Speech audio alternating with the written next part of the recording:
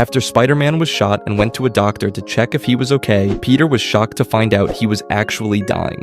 Now realizing his powers were starting to fail since he couldn't even stick to walls anymore, his friends got really concerned and sent him to the greatest geniuses on the planet to run some testing. And when Mr. Fantastic discovered that Spider-Man was dying from the radiation caused by his own powers, the Avengers sought out the Hulk for advice due to his experience with radioactivity. But when even Banner didn't know what to do about Peter's illness, Bruce suggested Spider-Man travel to Wakanda to try their medicine. And once Peter arrived in Africa and met with Black Panther, the two went to T'Challa's lab, where he promised to have results in a few days. Some time passed, and while Peter was enjoying his stay by getting braids, Black Panther suddenly returned with the results, unfortunately saying he couldn't help either. Now certain that science couldn't save him, Peter turned to his last option, magic, going straight to Doctor Strange. Stephen then examined Peter's illness, and after discovering its cause was supernatural, he concluded there was nothing he could do and started to comfort Peter by telling him he'd had a good life. And while Peter was still processing that he was going to die, Morlun suddenly appeared and began brutally beating him,